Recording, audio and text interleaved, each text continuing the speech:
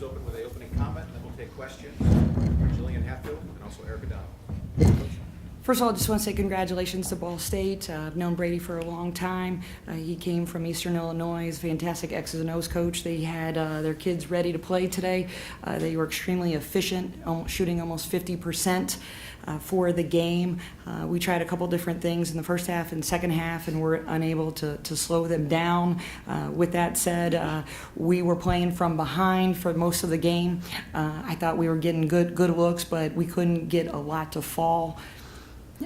Either in either half. When you shoot 33%, you're not going to win a lot of games, but when you give up 50% in a field goal percentage for the other team, it's a tough combination. But with that said, I'm extremely proud of our team today. They played very hard.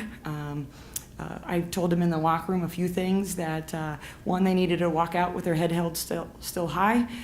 One game does not define a season.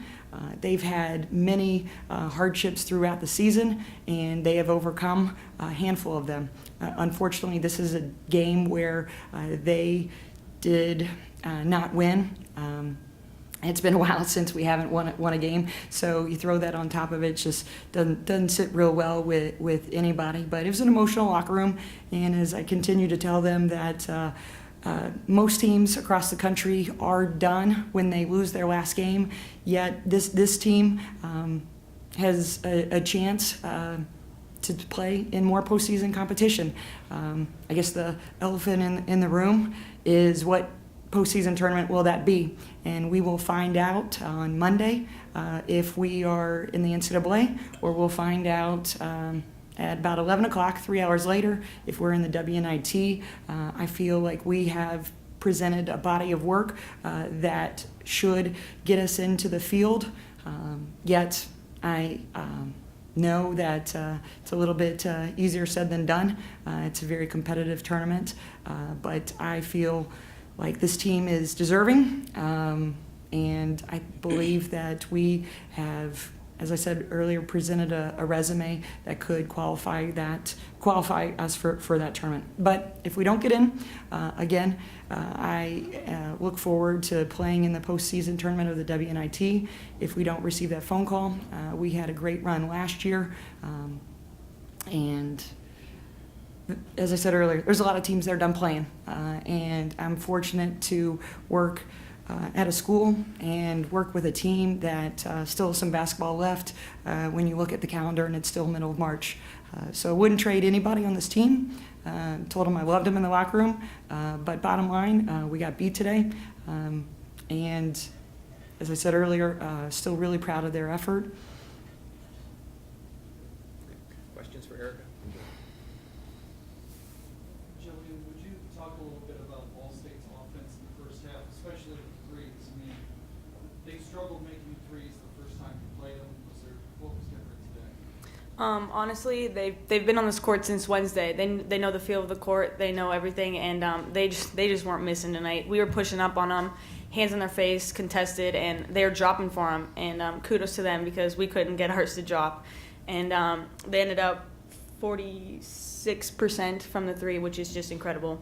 So it's awesome for them. Will you talk a little bit about the frustration? Because it looked like you did have good closeouts and you know, all the things that the coach is preaching, they're making threes. Making threes are contagious. So when they started dropping for them, they all started making them.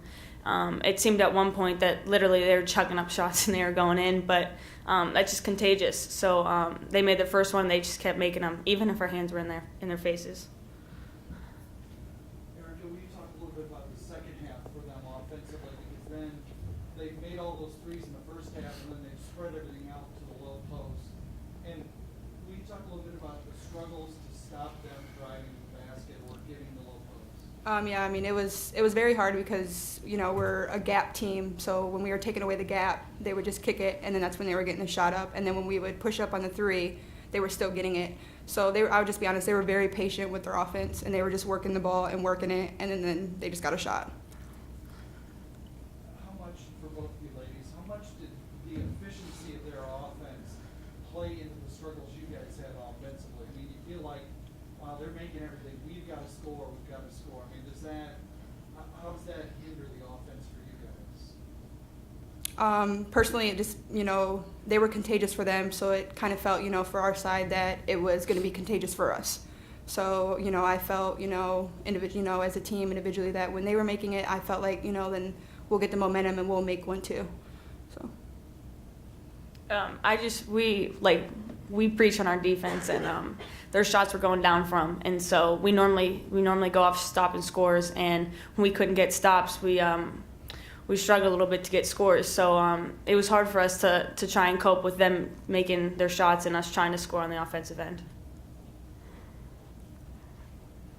For both of you, Jillian, if you would first, the emotions right now, knowing that there was a table set for you guys to do some big things, and now there's some question there. To be honest, it's frustrating to know that. I feel like this year has been incredible for Bowling Green. We put a lot of work in, 27-4, and we beat some huge teams. We've brought teams down to the wire, teams that we lost to, and I just feel like our body work is incredible. So to know that we don't know is frustrating, but I just feel like we really deserve it.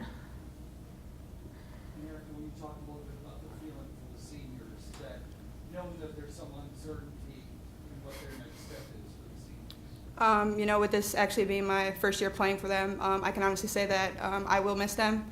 They're all excellent players. They're all very good leaders. They all have the tendency to want to get better. They all have heart. And I can tell them that it is not over. For Lex, Jillian, Stein, even Katrina on the bench cheering for us, it's not over. As Bruce said, we still have postseason, the NCAA, which is big, and we also have the NIT. After Jillian, why don't you get back to the locker room? Thank you. We'll continue with questions. For both of you. Thank you. Thanks, sir. Thanks, sir. When you talk, the same question about your struggles to get stops defensively, it really seemed to affect the offense in a lot of ways.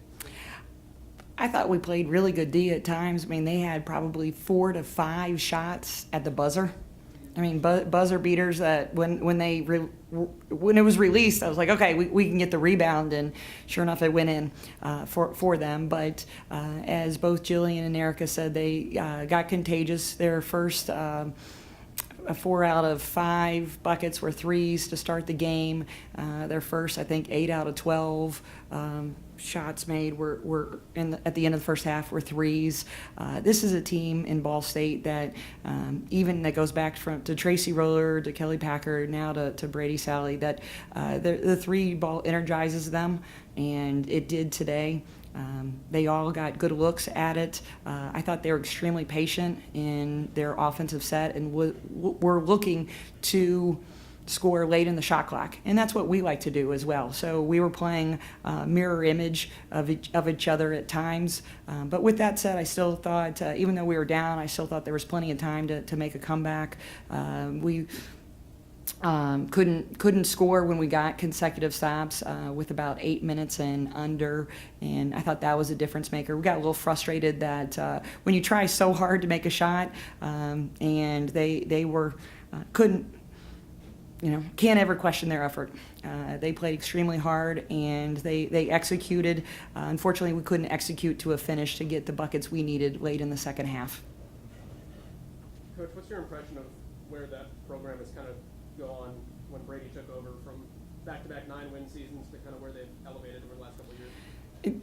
That's the public image may see nine wins, and to see a win-loss record that is not ideal, but that program in my eyes has never been in disarray, to be honest with you. I mean, it's a program that has resources in place to be successful. As I said earlier, Brady knows what the heck he's doing. They've got a good recruiting class coming in. I think the West was extremely challenging this year, and they had some injuries early on. You look at Brittany Carter's broken finger. You look at a couple other people weren't 100% healthy, and they stepped up. You look at Jill Morrison in particular. Her role grew throughout the year.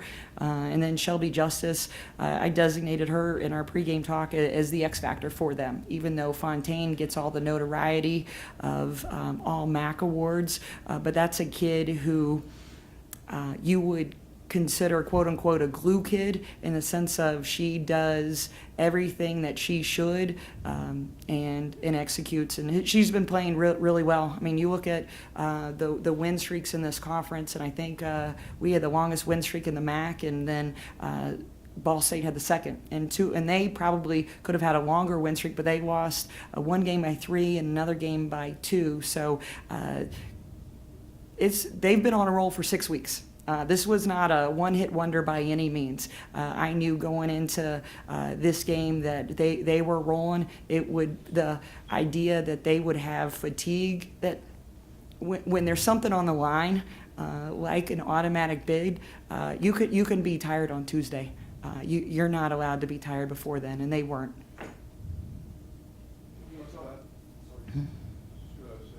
Defensively, they really concentrated on taking away the inside, at least from my point of view. They really limited Lex and double and triple team her.